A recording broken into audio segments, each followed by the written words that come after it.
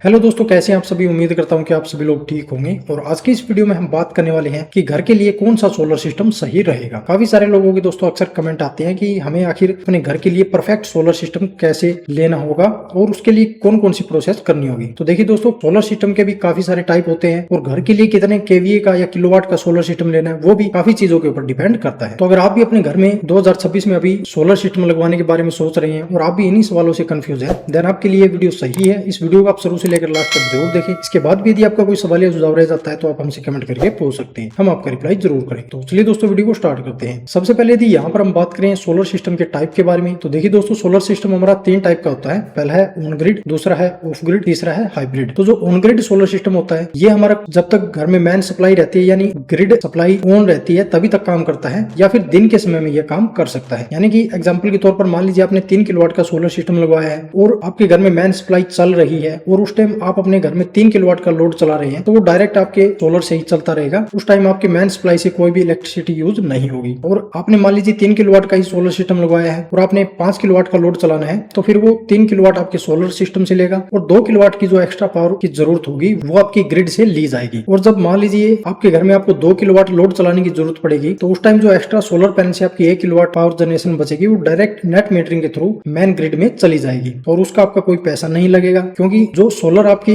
Power generation करता है और जो नेट मीटरिंग में जाती है और फिर नेट मीटरिंग से आप वापस अपने घर में बिजली को यूज करते हैं, वो उतनी ही यूनिट आपकी उस सोलर में एडजस्ट हो जाती है जिसका आपका कोई पैसा नहीं लगता है। यानी कि जितनी आप वापस ग्रिड में सप्लाई करेंगे उतनी बिजली आप वापस ग्रिड से ले सकते हैं, उतनी यूनिट का आपका कोई पैसा नहीं लगेगा। नंबर 2 पर आता है दोस्तों हमारा of grid solar system. Of grid solar system दोस्तों वहां पर आप यूज कर सकते हैं जहां पर इलेक्ट्रिसिटी नहीं है या फिर आपका अगर बजट कम है और आपके एरिया में पावर कट बहुत ज्यादा है। इसमें आपको वैसे तो बिजली की जरूरत नहीं है, लगभग सभी के घरों में of grid solar system he use किया जाता है, क्योंकि इसमें आप अपनी बैटरियों को सोलर से भी चार्ज कर सकते हैं, सोलर से आप अपने घर का लोड भी चला सकते हैं। और जब सोलर से पावर जनरेशन नहीं है यानी रात के समय में अगर आपको हैवी लोड चलाने की जरूरत पड़ती है तो उस टाइम आप मैन ग्रिड से अपने घर का लोड चला सकते हैं। और मैन ग्रिड भी अगर नहीं है तो रात के समय में फिर आप अपनी बैटरियों से अपने घर का लोड चला सकते हैं। ये थोड़ा सा ऑन ग्रिड की बजाय थोड़ा कॉस्टली होता है और इस पे गवर्नमेंट आपको कोई सब्सिडी नहीं देगी। नंबर 3 पर आता है दोस्तों हमारा hybrid solar system. Hybrid solar system दोस्तों ऑन ग्रिड और ऑफ ग्रिड दोनों का काम करता है, यानी कि इसमें आप नेट मीटरिंग करा के ग्रिड को वापस बिजली सप्लाई भी कर सकते हैं, ग्रिड से वापस बिजली ले भी सकते हैं और बैटरी बैकअप भी आपको इसमें मिल जाता है। तो अगर आपका बजट थोड़ा ज्यादा है और आपको बड़े लेवल पर सोलर सिस्टम लगवाना है, देन आप वहां के लिए फिर हाइब्रिड सोलर सिस्टम ले सकते हैं। लेकिन गवर्नमेंट इसके ऊपर भी आपको कोई सब्सिडी नहीं देगी। गवर्नमेंट सिर्फ ऑन ग्रिड सोलर सिस्टम के ऊपर सब्सिडी देती है। और कितनी सब्सिडी देती है, तो अगर आप 1 किलोवाट का ऑन ग्रिड सोलर सिस्टम लगवाते हैं तो वहां पर फिर आपको 30,000 रुपए की सब्सिडी मिल जाएगी। अगर आप 2 किलोवाट का ऑन ग्रिड सोलर सिस्टम लगाते हैं तो वहां पर आपको 60,000 रुपए की सब्सिडी मिल जाएगी। अगर आप 3 किलोवाट का या फिर 3 किलोवाट से बड़ा सोलर सिस्टम लगवाते हैं ऑन ग्रिड टाइप का, तो वहां पर फिर आपको फिक्स 78,000 रुपए की सब्सिडी मिलेगी। तो ये हमारे दोस्तों 3 टाइप के सोलर सिस्टम होते हैं और ये आपके ऊपर डिपेंड करता है कि आपको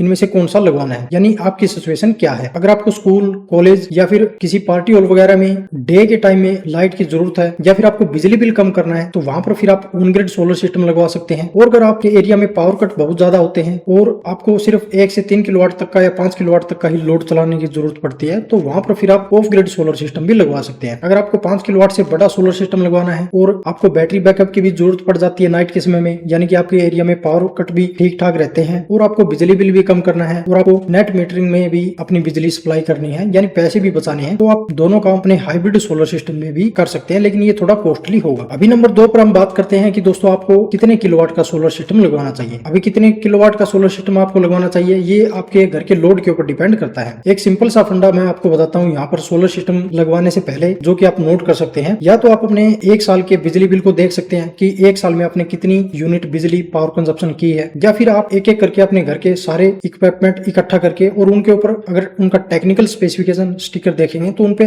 साफ साफ मेंशन होता है कि कोई भी इक्विपमेंट, मान लीजिए आप कोई मोटर यूज कर रहे हैं तो वो कितने वाट पावर कंजप्शन करती है उसके ऊपर मेंशन होता है। तो सभी आप अपने घर के लोड के इक्विपमेंट की एक लिस्ट बना सकते हैं और उनके सामने आप पावर कंजप्शन लिख सकते हैं कि एलईडी बल्ब इतनी पावर कंजप्शन करता है, हमारा कंप्यूटर इतनी पावर कंजप्शन करता है। तो उन सब की एक लिस्ट बनाकर आप टोटल निकालेंगे तो वो भी आप एक जरिया बना सकते हैं सोलर सिस्टम कैलकुलेशन का। नहीं तो फिर आप डायरेक्ट अपने महीने का या फिर 1 साल का आप रिकॉर्ड देख सकते हैं कि आपने 1 साल में कितनी पावर कंजप्शन की है, यानी 1 साल में आपने कितनी यूनिट पावर कंजप्शन की है। अभी यहाँ पर यदि हम बात करें कि सोलर सिस्टम आखिर कितनी बिजली बनाता है, तो दोस्तों 1 किलोवाट का जो सोलर सिस्टम होता है एक बढ़िया टेक्नोलॉजी का, अगर आप लेटेस्ट टेक्नोलॉजी के साथ में जाते हैं, यानी आप लेटेस्ट टेक्नोलॉजी का सोलर इन्वर्टर लेते हैं और लेटेस्ट टेक्नोलॉजी टेक्नोलॉजी के सोलर पैनल लेते हैं तो वो एक अच्छे खासे आपको पावर जनरेशन दे सकती है। मान लीजिए आप टॉपकोन एन टाइप सोलर पैनल लेते हैं और बढ़िया एमपीपीटी या फिर आर एमपीपीटी का सोलर चार्ज कंट्रोलर या फिर सोलर इन्वर्टर लेते हैं तो वो एक दिन में 5 से 6 यूनिट पावर जनरेशन आपको दे देती है। तो इस हिसाब से महीने में आपको 150 से 160 यूनिट पावर जनरेशन मिल जाती है और साल के आपको 1800 से 2000 यूनिट पावर जनरेशन मिल जाती है। वो आप कैलकुलेट कर सकते हैं कि आपको कितने यूनिट बिजली की जरूरत है। अगर आप 1 किलोवाट का सोलर सिस्टम लगवाएंगे तो पर डे आपको 4 से 5 यूनिट पावर जनरेशन मिल जाएगी। अगर आप 2 किलोवाट का लगवाएंगे तो पर डे आपको 9 से 10 यूनिट पावर जनरेशन मिल जाएगी। अगर आप 3 किलोवाट का लगाते हैं तो फिर आपको 14 से 15 यूनिट पावर जनरेशन मिल जाएगी। अगर आप 4 किलोवाट का लगवाते हैं तो आपको